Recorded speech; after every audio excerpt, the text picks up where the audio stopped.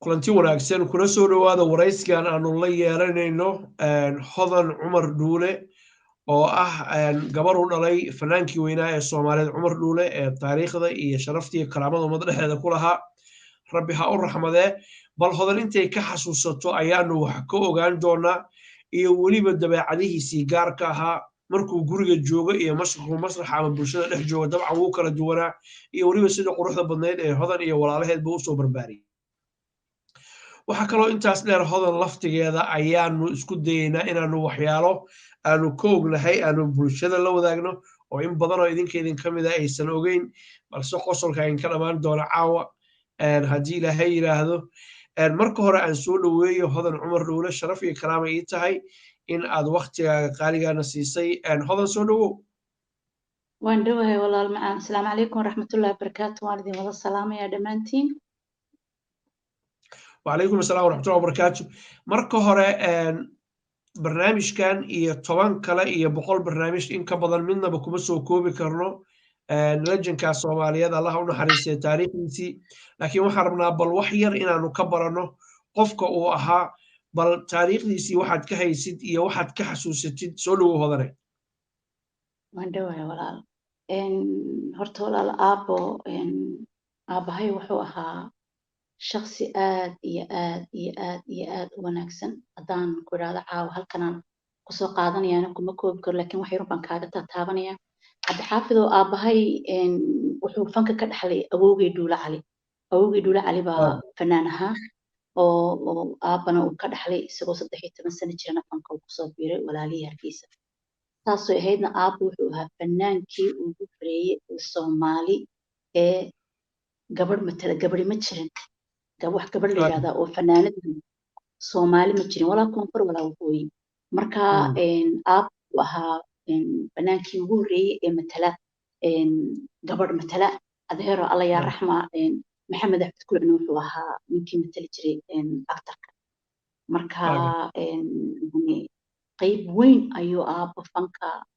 uu kasoo qaatay oo halkan lagu soo koobi karin caawa waa gartay waxyaalihii markuu guriga joogo uu idin macsamaynayo masraxii ama fankii tegayo ama lagaaga sheegay ama adigu aad ogtoo xasuusatid maxaa ka mid ahaa waxaa ka mid ahaa cabdixaafidow aabba wuxuu ahaa aabbo awlaad jecel oo maaragta kaftan badan oo nooga sheekayn jiray marba wuxuu soo maray iyo wuxuu markaa la kulmay iyo magaranaysaa wuxuu noola sheekaysan jiray ama noola dhaqmi jiray aabbo marna aabba ahaan marna walaalkeen naga weyn marna adeer ayuu noola dhaqmi jiray aabbo intaasoo hoos ayuu aabba yacni noo soo geli jiray marba maaragtay oo muu ahayn aabba maaragtay aan caruurta la sheekaysan waxba u sheegin taasina intii dee hobladii waa beri ahayd adeeriya eedaba way ogaayeen oo awlaadiisa ku xaragoon jiray oo ka xayn jiray oo intuu yidhahdo soo labista waynu baxaynaa maanta oo kaale maanta qadan halkaa u tegaynaa cashan caawa halkaa u tegaynaa yacni wuxuu nagu soo koriyey nolol aad iyo aad iyo aad u qurux badan oo jacayl leh ixtiraam leh ma garanaysaa walaal ya waa gartay waxa kale oo dadka aadka u yaqaano hobolada waa beri ka mid ah qaarkood ay noo sheegeen inuu ahaa shakhsi deeqsiya oo maanta haddaad wax intaasoo jawaan lacaga u dhiibtid qofka u horeeyuu siinayaa gacan furan qalbi furan buu ahaa waxyaalahaas dadkuna idiin sheegeen idinka ها وابن انت بدن وابن اركيو waxaan xasuustaa cabdixaafidow mar anagoo gaari saaran oo marayna eelgaabta anagoo marayna ayaa laba wiiloo inamadan yaree markaa anuu ma odhanay kolo dhuuq yani laba ciyaaladan yaree banaanka ayaa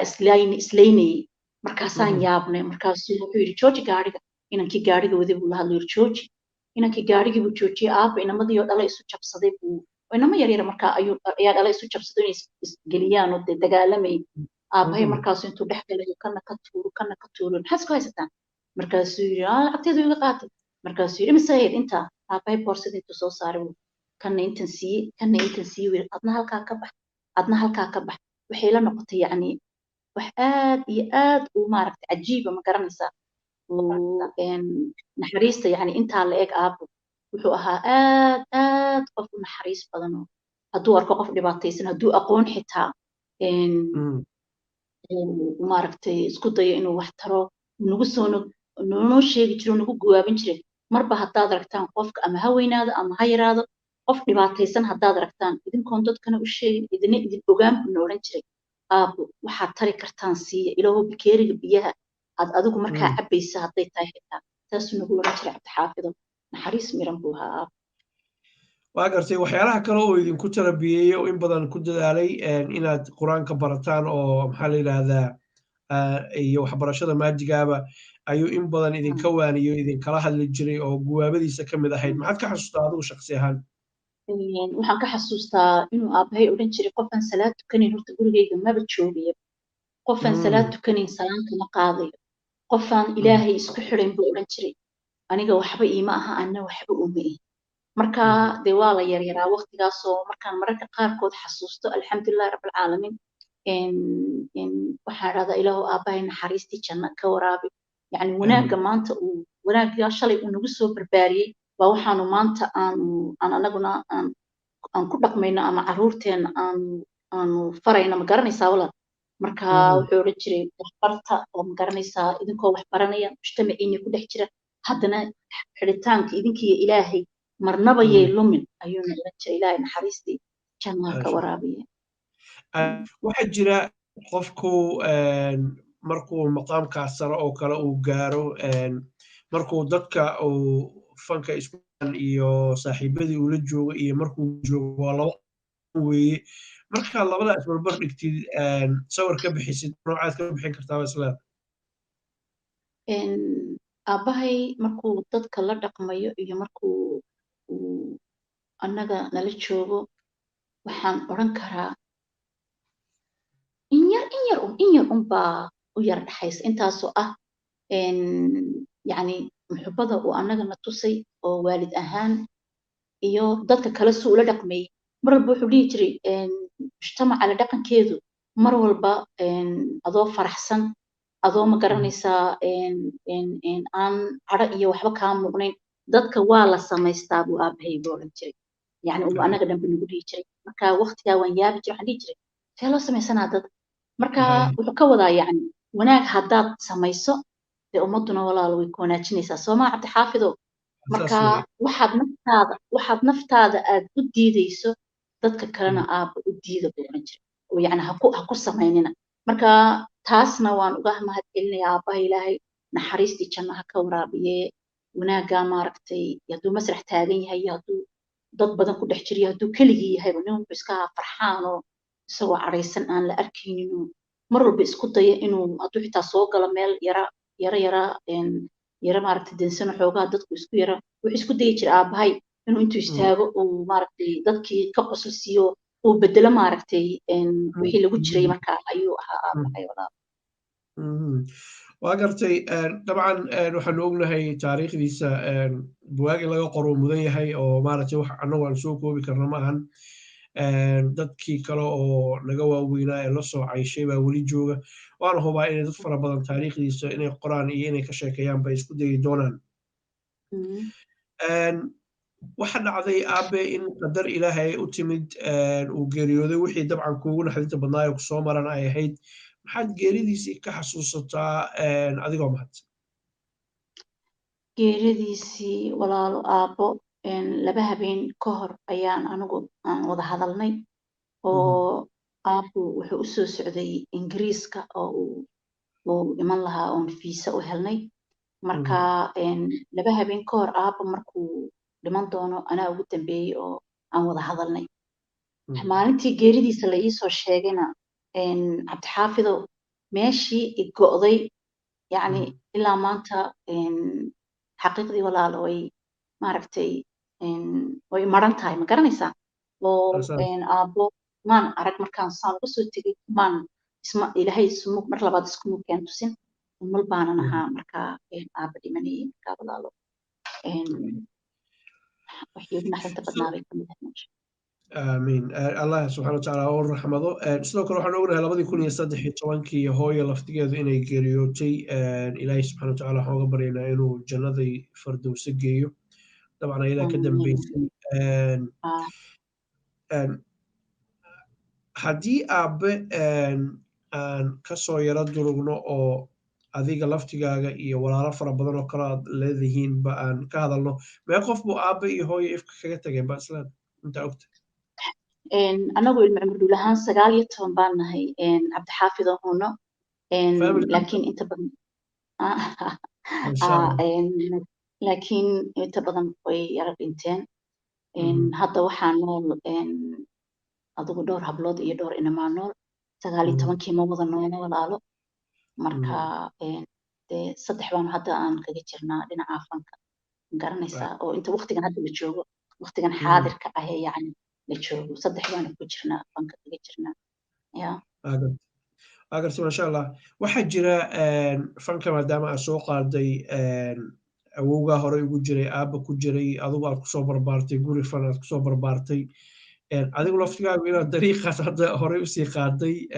goormaad go'aansatay bal inaad kabihii aabba inkastoo la gashan karin aad isku daydi horta fanku wax naga maqan maaho dee waa wax gurigayagii ma garanaysaa wax profession aan u lahayn baan odhan karaa ma garanaysaa walaal marka aabbana uu nagu guwaabin jiray oo ma garanaysaa markuu guriga joogo kaleeto uu noo yeeri jiray oo heeso badan buu xitaa naxabadsiiye oo anagoo marshana iyo walaalayaal oo 3 ah markay 3 haayeen waa habli telefishinka soomaaliya ka heesay aabba gadaal kala heesay marka uu la dhihi jiray aabbo isku daya noo tumi jiray oo ma garanaysaa oo xoog buu noogu guwaabiyey inaan maaragtay fanka marka aniga hodan ahaan 8 jir baan ahaa markaan ka qayb galay anoo dhiganaya iskuulkii jamaal cabdinaasir oo saddexe markaan ka qayb galay heestii iigu horreysay uu aabbana ii tumayey ee aan ka qaaday tartankii iskuullada garanaysaa ma xasuustaa hadda heesta haa waan xasuustaa heestaas waxaa la odhan jiray kolley caashaqaygii baa la odhan jiray dee waxaad ilaawdiyo waxyaaba aad ilaawi kartiyo waxaanad ilaawi kelin baa jira ma garanaysaa huna marka heestaasaa iigu horreysay ayaan ka qaaday waa gartay kolley caashaqa iyo saad isku tihiin dib baan oga imaan doonaa haddii la yidhaahdee hodanay waxaa kaloo jira inaad adigu hadda hooyo tahay laftigaagu sharfan 4 caruura waad korisay oo habeen iyo maalin guntiga u xiratay inkastoo dad fara badan oo anigu aan ka mid ahay maraad halkaan noogu timi waxtaan u malaynayay inaad adigu xaas aad tahay oo hadda lagu qabo laakiin markaan waraysigaaga diyaarinay baan dib waxaan ku ogaaday inaan lagu qabinin 4 caruura oo qurbo lagu koriyo arrin sahlan maahan bal noloshaa yar nooga dhac huna horta anugu hooyaan ahay 4 caruur haysata hooyo keligeed baan weliba ahay oo 4 caruura haysata 4 caruur oo qurbo lagu koriyey oo weliba 3 wiil iyo gabadh ah wax sahlan maaha laakiin waxay u baahan tahay adayg iyo dadaal badan ma garanaysaa iyo dee ilaahay subxaana watacaala oo dee kula garab gala ma garanaysaa marka alxamdulilaahi rabbilcaalamiin ilaahay uu ila garab galay oo cabtayda waan korsaday fanka inta badan waxaan uga yara hakanayay oo aan mar walba lugta gadaal uga yara dhigay waagii hore inaan caruurta marka horeeto waxbarashadooda ku dadaalo iyo koriinkooda alxamdulilah markaan arkay inay lugahooda ku istaageen oo maanta maaragtay aan odhan karo sidaa garanaysaa ayaan sin allalehe haddana dhinacan kala balyaro eeg saasay tahayna cabdixaafidow alxamdulilah hooyo keligeedoo caruur 3 wiil iyo inan korisayna dee waa iska garanaysa alxamdulilah rabbilcaalamiin aad iyo aad baan kugu hambalyaynaa kuwa yarana ilaahay kuu daayo kuwa hana qaado oo dadkooda iyo dalkooda iyo diintooda anfaca allah kaaga dhigo xaqiiqatan arrin sahlan maaha laba waalidoo wada jooga inay ilmo ku koriyaan qurbaha iska daa qof keliya oo weliba hooya oo wiilal korinaysa iyo gabadha yar ee quruxda badan maasha allah haddii aanu kusii yaro soconno aan ka hadalno hadda kahor waxaa dhacday in maaragtay tagtay magaalada muqdisho oo si weyn uu kuu soo dhoweeyey guddoomiyihii hore ee gobolka banaadir ahaana duqa magaalada thaabit cabdi oo shaksi ixtiraam iyo sharaf badan anigu aan shaksiyan u haya ah bal tegitaankaagaas magaalada Muqdisho iyo soo dhaweyntaas Thabit intaana waxyaalaha kalin bal na xasuusi 2017 horta masha Allah tabaaraka Allah walaalkay Thabit horta waan salaamayaa shakhsi aad u wanaagsan oo Soomaalinimadu ku intahay oo wanaag badan aan kala kulmay weeyaan inta xusulkayga xabaal ka sareeyana anigii intii ilmo Cumar Duulana waan u hayn doonaa abaalku maalintaan oo galay cabdixaafid oo anu waan tagay xamar waan tagay waliba fanaaniin baan barnaamij la waday oo muddo dhowr bilood 3 bilood 2 bilood 3 bilood gudaheeda ibariyo hodanay walaalo na raac hodanay walaalo markii dambe aan yeelana aan raacay oo aan tagay alxamdulillah de xamartu waa meeshaan ku dhashay oo ma garanaysaa cabdixaafid oo anu xamar baan ku dhashay oo de xamartii xamarta ahayd ma garanaysaa marka walaalo laakiin waxaan kala kulmay waxyaabo aad iyo aad cajiib u ah ma garanaysaa walaalo waxyaalaha aad kala kulantay intaanan u gudbinin Thabit Cabdi gudoomiye hore ee gobolka Banaadir shakhsi walaal ah gacal ah ku garab istaagay inta badan meelaha fanka iyo xafladaha lagu dhigo laguma arko laakiin markuu gartay inaad tahay in Cumar Dhuule waxaa galay dareen iyo maxaa la dhahaa hididiilo hor leh si hufan oo sharaf leh inuu ku garab galay baa la iigu sheegay uu ku garab istaagay arrintaas intaadan waxyar ka sheekeyn waxaan jeclahay gudoomiye hore gobolka Banaadir taariikhda ku xusaysa Thabit Cabdi si fiican baan ku naqaanaa waana xasuusanaa maalintii xasuuqii ummadda Soomaaliyeed ee foosh xumaa u dhacay iyo kaalintaad ka gashay intaad gobolka haysa shaqada qabatayba intaa in ka badan baan kuu rajeynaa mustaqbalka dabcan wuu ku garab istaagay xaflad weyn buu kuu dhigay laakiin xafladdaas laakiin laguma wada faraxsanayn laguma wada faraxsanayn wixii dhacay adigoon dadkii magacyadooda loo sheegay waad iska garanaysaa barnaamijyadan anigu aan daadihiyo ma jeclin inaan dad magacyadooda sheegnay oo aan ceebayno waxaan jecelnahay inaan ceebta dadka asturno maxaa yeelay taadanii baaba faray laakiin arrin fool xun oo waxaa dhacday haybsooc lagugu sameeyo in lagu hor istaagay la isku dayay arrintaasay ku dhacday yaase mas-uul ka ahaa adigoon magacay sheegin fadlan magac ma sheegayo oo dee waxaan horena umaan sheegin laakiin maadaama caawa aynu wada hadlayno huno dadkii fanaaniinta ahaa markaas anigu fanaaniino ma garanayay intaa baryayay ee aan maaragtay idhi okay weeyaan 21 cisho ayaan anigu aan soo qaatay fasax intii iskuulka xidhnaa inaan carruurta qaar aan kasoo yara tegey markaan imi meeshii aan u imi meeshii hawl baa loo yimi markii anu waxaan aqaanaa marka hawl haddii loo yimaado hawsha in la wada qabto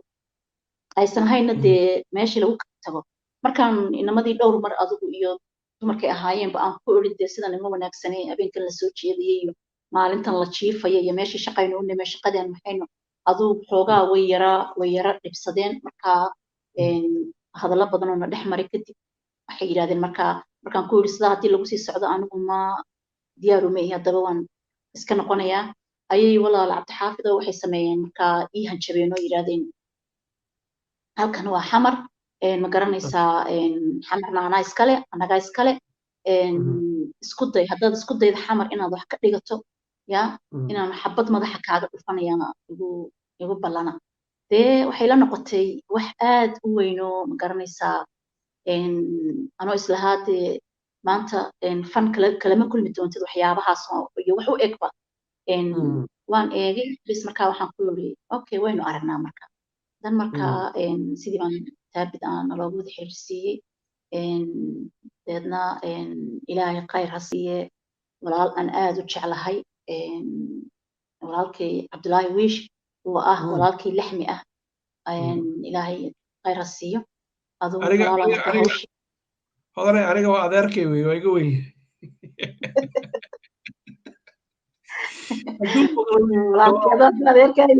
أنا والله عند حافظ وشخص آد وكراميسن ولاهي شرف في عز السية ويان إن كبا مركا أبو سيدي ويقول صحيحي تابد مركا إلهي إسنا خير هالسية سيدي وتابد مركو أرنتي مقلي ayuu taabido weli fanaan meel barnaamij ka dhigayo ama fanaan meel weli barnaamij ku sameynaya aan tegin iyo dee gobolkii banaadir markaa intuu taabid ugu sarreeyey ilaa kii ay igu wada yimaadeen habeenkii iyo casho sharaftaas quruxda badan ee taariikhiga ah ma garanaysaa oo uu igu yiri xamar idinkaa iskale hodanay yaa idina kaama xigto xamar waxyaabihii waxay ahayd igu yaabka badnayd oo mararka qaar xitaa fanka waxyaabaha aan uga hakado fanka ay ka mid tahay ma garanaysaa ama ay u horeysaa fankayga inaan yara hakiyo walaal haddaba hodan waxaa dhacday sidaanu ognahay in haybsooc iyo hadalla aan qurux badnayn lagugu yiri markaas aabbaha allaha u raxmadee ama qoyskiina si gaara loogu xumaynayey annagoon dadkaas arrimaha ka dambeeya magacyadooda sheeginin maadaama aanan jeclayn dadka ceebahooda inaan qodqodno laakiin tan way cashar u noqonayso marka hore waxay ku yidhaahdeen bal noo dulmar iyo saamayntii adiga kugu yeelata shaksi ahaan cabdixaafidow huno markii ay aan ku iri hawshii halkan loogu yimi aynu qabano soo jeedkan iyo aynu iska dayno aad soo jeedaan habeenkii maalintii oo dhan aad jiiftaan meeshan hawl baan u nimine maadaama carruur kasoo tegaan uma doonay bilaa macno in bil iskaga fadhiya meel ayay ilaa 10 cishaan sugayey markii aan ilaa 10 cisho sugayo weli wax isbedeli jirin ayaan markaa la hadlayo markaan arrintaa u keenayna maaragtay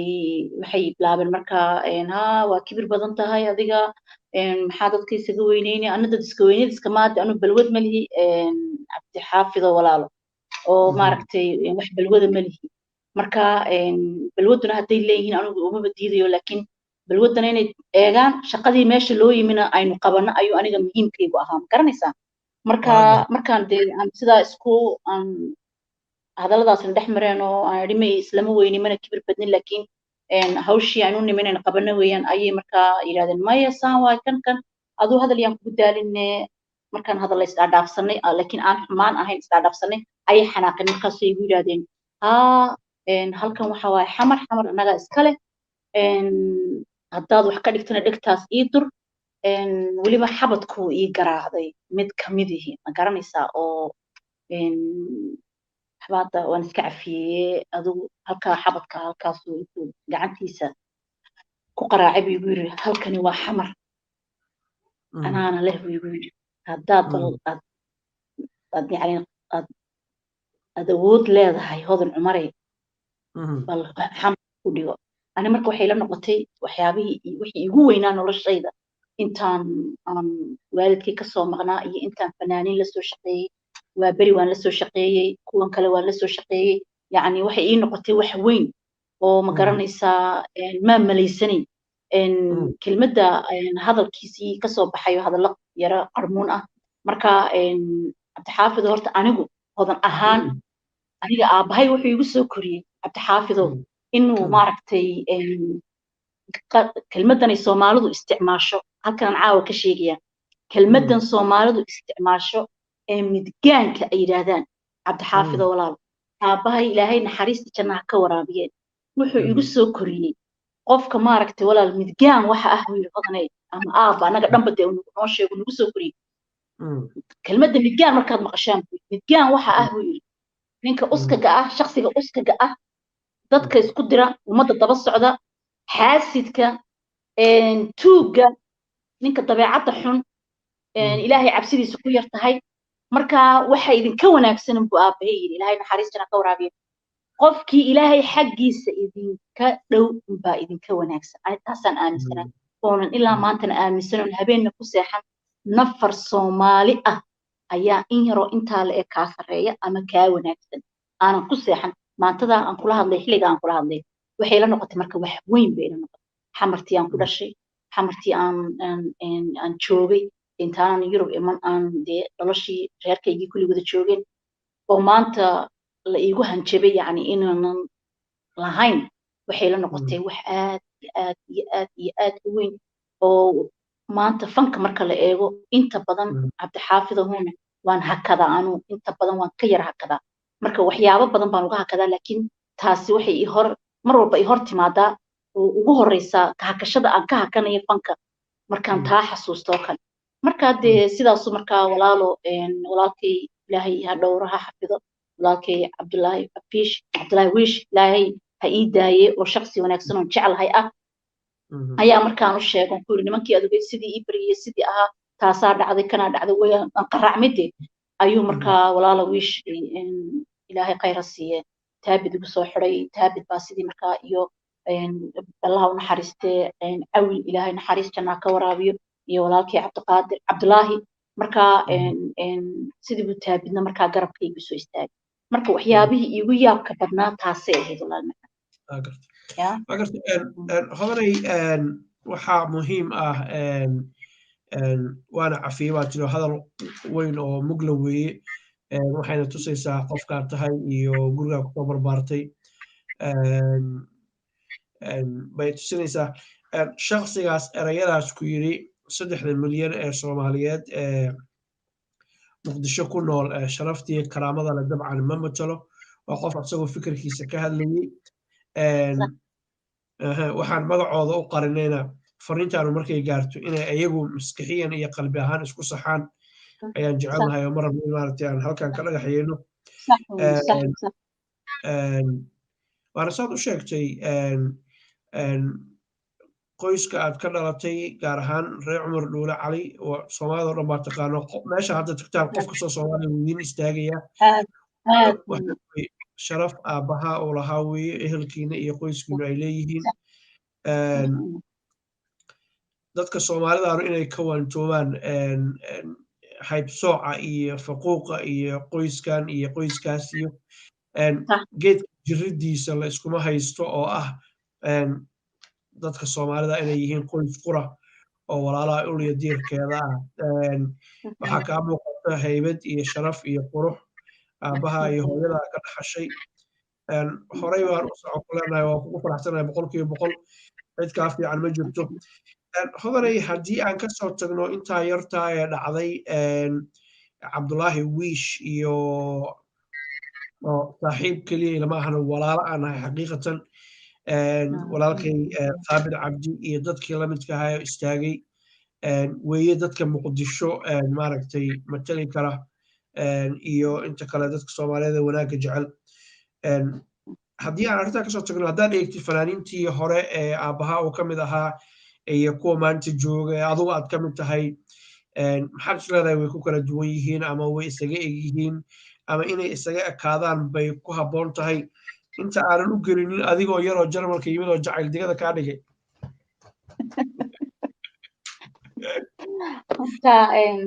xaafidow huno fanaaniintii hore iyo fanaaniinta maanta waxay isu jiraan intay cirka iyo dhulku isku jiro waayo anigu waxaan kusoo akoray oo ku ag dhashoon kusoo akoray fanaaniin dad isjecel oo ma garanaysaa is ixtiraama kala dambeeya ka khaldan lagu sheegayo xini jirin xumaani jirin isgacan qabta oo maaragtay dhinac walba iskala qabta dambiisha walaalo oo walaalo ilaahay ah oo ma garanaysaa anigu maanta haddii la yidhaahdo xudaydi waayo waxaan leeyahay xudaydi waa adeerkay alla yaa raxma walaalo haddii la yidhaahdo walaalo guduuda carway waayo guduuda carway waa eedada ilaahay naxariistana ka waraabiya yacni kulligooda dhan aan u aqaanay inay eedaday iyo adeerkay ahaayeen dad isjecel bay ahayn laakiin kuwan maanta aniga waxaan hadaarna waan kugu yidhi walaalo fanka waan ka yara hakadaa inta badan waxyaabaha aan uga hakado oo arrintii aan kuu sheegayay ay igu horreysay ayaa haddana waxay ka mid tahay kuwan maanta markaan arko dhaqankooda iyagoo isjiijiidaya markaan miidiyaha arko 2 fanaano intay isu soo fadhiisteen isku jawaabaya walaal anigu waan ka xanuunsadaa madaxa aad ii xanuuna ma garanayo waxay tahay waan ka danqadaa yacni waayo waxaan jeclaan lahaa inay maanta walaal fanaaniintu waa hal famil weeye waa hal qabiil waa hal qabiil waa hal famil ma garanaysaa walaal marka inay kala dambeeyaan oo midku ka horeeyo oo ka dambeeyo oo kor u soo qaado ka horeeyana kii dambeeyo inuu kii ka horeeyay ixtiraamo is astraano carab iyo 2 daan baa isku xiga way isqaniinaan laakiin haddii xitaa ay wax kala tabsanayaan oo isku dhacaan xitaa inaanay bulshadii u keenin bulshadii waxa weeyaan waa dad weliba especially Soomaalida maanta waxay u baahan yihiin si maaragtay fanaaniintu haddii ay qolo iyo xin iyo dagaal bulshadii walaal xitaa hadday jid qaladan ku dhacaan xitaa lama iyagiyo saa isku ma hagaajin karaan soo moogdala marka inay maaragtay iyagu hadday wax ka dhacaan xitaa dhexdooda qarsadaan oo iscafiyaan raali geliyaan oo ka khaldanka kala qabto ta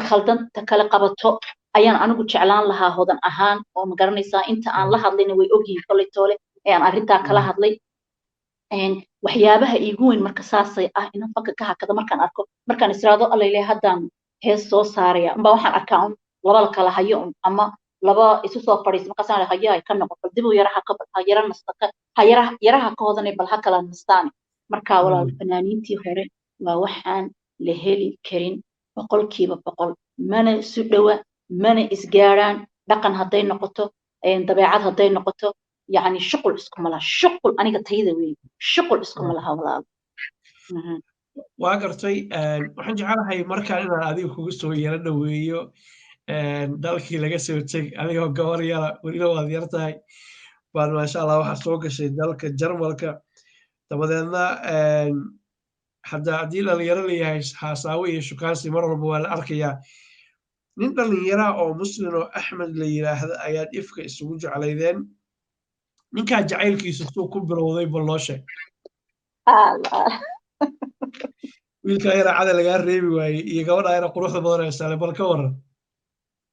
wala haya caawiye ka soo qaadaa in dad jeclaaday anu awlaad jacayl baan xaafido anu awlaad jacayl horta saa u ogsoono laba qof oo jecel baa sakay dhalay ma garanaysaa marka ku aabanay aabi jacaylka ma garanaysaa marka jacaylkii un baan halkii kasii qaadayoon guursadayo alxamdulilaahi rabbil caalamiin 4 caruur ilaahay ayuu isiiyey ilaahay 4 caruur u siiyey maanta un ahaystaa 4 caruur alxamdulilaahi rabbil caalamiin wanaag iyo sharaf baan naga dhaxaysa hooyo waxaan ahay kaliyeeda waa caruur haysata marka waa ka waa gartay dabcan waa dul martay laakiin jacaylku labada qof ku dayn maayo waxaad ku qoslayso koogahay jacaylku labada qof buu marka hore ka yimaada dabeero kan kala lagu tallaalaa ma adigu kaa hor yimid mise ninkaa odaygaa wato kula yimid abaabku haysta caawa xaafidow waxaad ka soo qaadan adigu gabadh awlaad jacayl ahayd ka soo adaa ku muday marka irbadda adaa watay kuma mudino marka alxamdulillah aduu walaal maasha allah tabaarakallah walaal ma garanaysaa si qurux badan bay wuxu dhaceen kale anu laakiin waxa weeye waxaan hayaa sheekadoo dhan baan hayaa waxaa la yidhi dabaaldegii ka dhacay iyo bulshada soomaaliyeed say usoo dhoweysay wiilka muslimka iyo gabadha soomaaliyeed magaca iyo maqaamka ku leh ummadda soomaaliyeed reerkaa ka dhalatay waa la socdaa 4 ciyaal oo qurux badan buu ilaahay kaa siiyey ama idin wada siiyey allaha kuu barakeey wax laga sheekeyn karo maahan waxaan kaloo jeclaan lahaa inaan wax kaa weydiiyo arrintan jacaylka saan hal mar oga baxno hadda waayahan waxa weeye carmal baad ahayd hadda geel baan rabnaa inaan kaa qaadane maxaa soo wadaa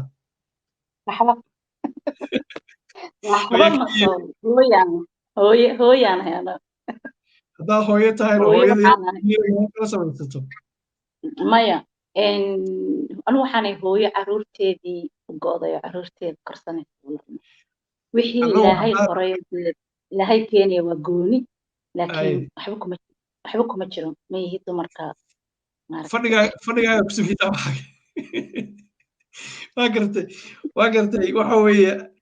annagu haddaan nahay reer cumar dhuule halkaan waxa u fadhinaa geel iyo farda inaan kaa qaadano marka ama fadhi ama ha fadhina hawl kuu taalla weeye haddaad bixi weyda mid baan kuu soo diraynaa insha allah garta insha allah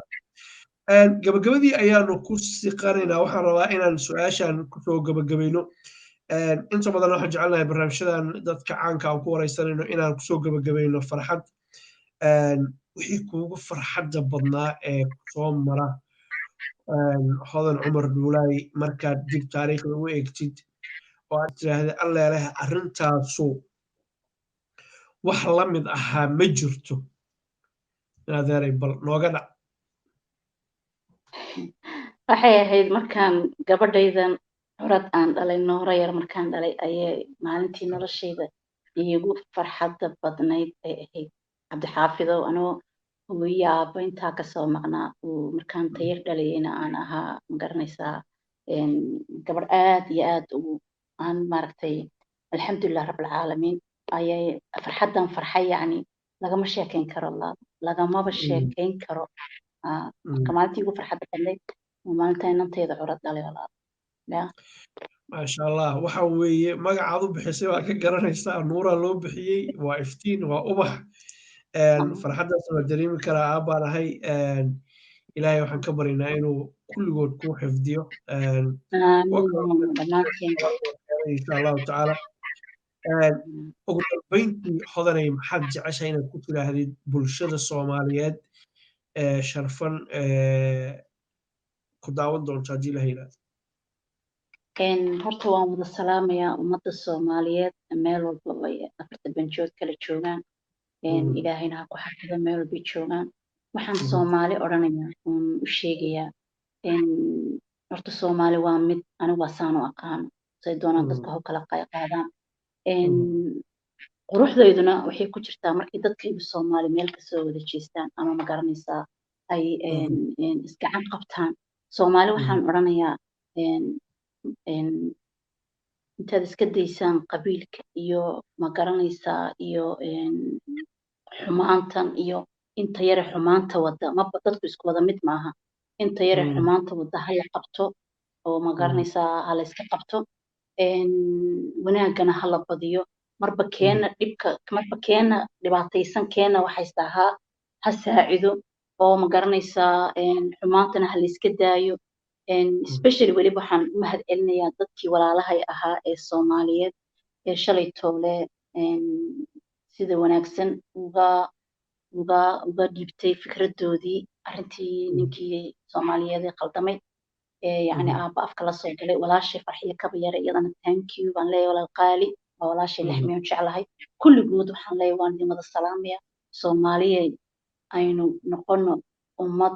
walaalo ah oo hal meel kasoo wada jeesata oo ma garanaysaa waqtiga adduunyadu waa iska gebagebo nin walba qabrigaa 2 mitir ayaa sugaya walaal sooma xaafido walaal marka maanta marka waxa weeye aynu hal meel kasoo wada jeesano ilaahay xasuusano ka aan xitaa xasuusnayn ilaahay aynu xasuusino ma garanaysaa marka waxaan leeyahay xumaanku haydin wada xafida dhammaantiin walaalayaal wanaaga eega oo qabiilka iska daayo oo xumaanta iska daayo insha allah jannada inoo wada balan hagaag insha allah ilaahay iskuengeeya aad iyo aad baan kugu mahad celinayaa sida hufan walaaltinimada leh ee aad waqtigaaga qaaliga noo siisay ummadda soomaaliyeedna aad maaragtay ola wadaagtay fikirkaagii ra'yigaaga walaal qaali ah sharaf badan baa tahay aad iyo aad u jecelnahay allah ku karaameeyo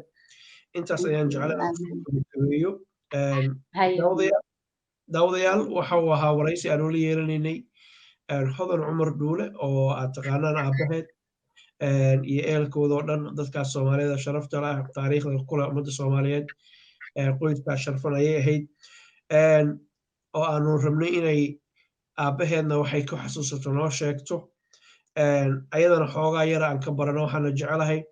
xoogaa yaro aanan ka oqoonin inaanu ka baranay laakiin mar raba cadaalad uma samayn karno inaan soo koobno lejankaas iyo taariikhdiisii laakiin waqtigoona eryanaya awgeed iyo hodana subaxii ayaduna kala haysa ayaan intaa kusoo koobnay hodan markaa aragtaan weydiiya markay yarayda jacaylku jahwareeriyay jarmalka ay joogtay sheeko badan ba idinkaga dhacaysaa waxaan jecelahay inaan u mahad celiyo gudoomiye hore gobolka banaadir thaabit cabdi hufnaan sharaf iyo karaaman kugu aqaanaa gudoomiye hore u soco inta dadka adigoo kale ay ku jiraan bulshadeena soomaaliyeed rajo fiican baanu leenahay insha allahu tacaala iyo qaar kaloo fara badan sidoo kale waxaan jeclaan u mahad celiyo walaalkay cabdulaahi wiish iyo weliba marwadiisa koowaad deeqo salaan baan kuu saaray walaashay guulayso dad ahlu sharaf weeye labadaa ruux aad baan u jeclahay allah karaamay waxaan kaloo jeclahay inaan u mahad celiyo walaalkay injineer wariye cabdifataax cali shuruuc oo barnaamijka nagala qayb qaadanayay aad baan idinku mahad celinaynaa intaas ayaan jeclaan kusoo kooba anigoo cabdixafiin maxamuud jaamac ayaa idinla socodsiinayay guul iyo gobonimo mahadsantiin